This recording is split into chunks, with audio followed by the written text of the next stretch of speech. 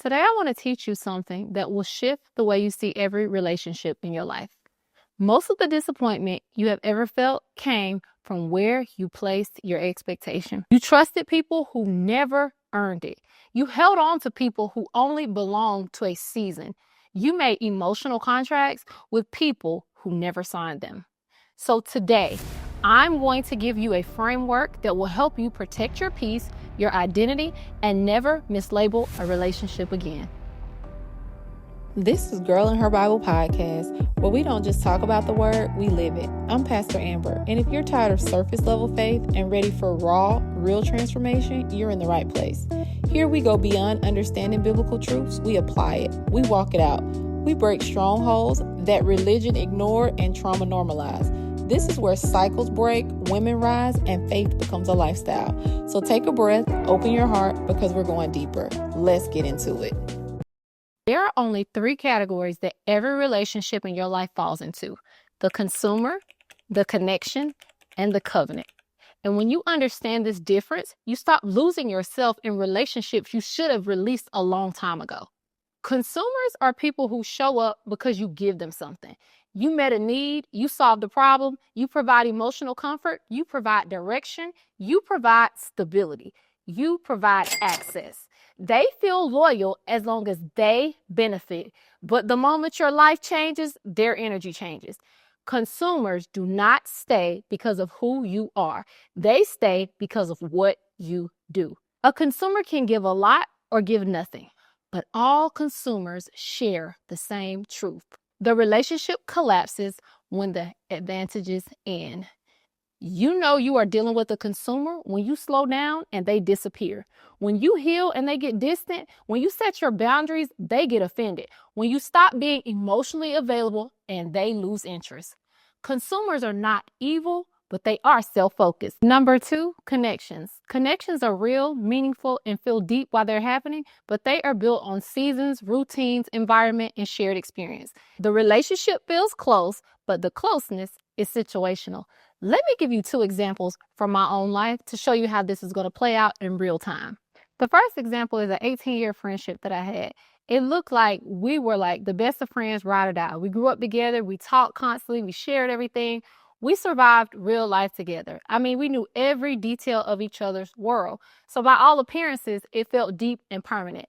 But here's what happened. When I healed, the relationship didn't evolve with me. The dynamic collapsed almost immediately. And it took a while for me to understand why. Our closeness was never anchored in who we were becoming. It was anchored in a version of me that matched her emotional state. We bonded through dysfunction, aka trauma bonding. We were connected through pain and not identity. So the moment my identity grew, that relationship could not travel with the healthier version of me. This is a connection. Long-lasting, deep, familiar, emotionally intense, but fundamentally seasonal. And here's a second example. I met this woman through proximity. Our kids connected, so naturally we connected. We talked in school routine, interacted in the flow of parenting, we shared conversations. We saw each other often, and on the surface, it felt like we were building a relationship. But the pattern told the truth.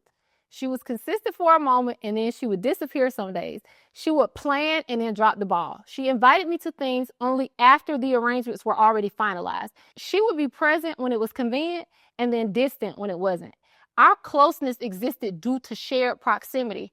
Remove the shared routine, and the relationship has no real structure. It's warm, it's familiar, but it's tied to a moment and not a lifetime. And here's what you need to know. 90% of people fall in this category. You are cool because the season fits it. But when that season ends, the closeness does too. I want to pause this teaching for a moment because understanding this framework intellectually, that's one thing.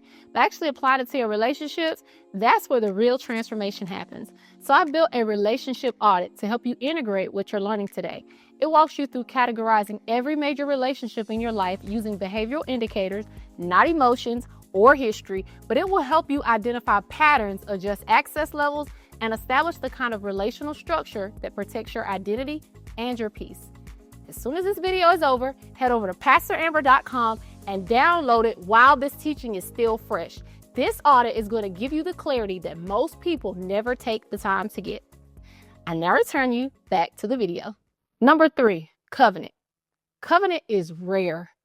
It's sacred. It's consistent through your evolution. It does not depend on the environment, a struggle, routine, or what you give. Covenant stays because of who you are. These are the people who remained aligned with you through your healing, silence, you putting up boundaries, your growth, when your identity shift, when you set new standards. Covenant is not intimidated by the healed version of you. It's not threatened by your purpose or offended by your boundaries. Covenant does not need your dysfunction to feel connected. And that is so important. These people have the capacity to hold your heart without trying to control it. They have the maturity to honor your identity without competing with it. They have the loyalty to carry your names into rooms that you haven't even entered yet. Now, here's the part most people skip. You are not just identifying people, you are identifying yourself. A healthy relationship life requires accurate characterization, consistent pattern recognition, capacity-based boundaries, evolving access levels, and identity-safe alliances. But all of this means nothing without accountability, because you cannot violate your own rules and then be angry when someone else follows your lead. If you allow disrespect, you taught them it was acceptable. If you keep giving access after they disappear, then you train them to return on their own terms. People will come and go until you teach them access is earned through consistency. Now here's your homework, because clarity without action changes nothing. I want you to go download the relationship audit. It's going to show you exactly where every person in your life actually belongs. Go to pastoramber.com and get it. Then I want you to sit with these questions. Question 1, what pattern did I see in people that I pretended not to see? Question 2, where have I been offering more access than someone's behavior has earned them? Question 3, what boundary have I allowed people to cross because I didn't want to lose the connection? Write these down, answer them truthfully. Play this as many times as you need to and share it with someone else who needs it.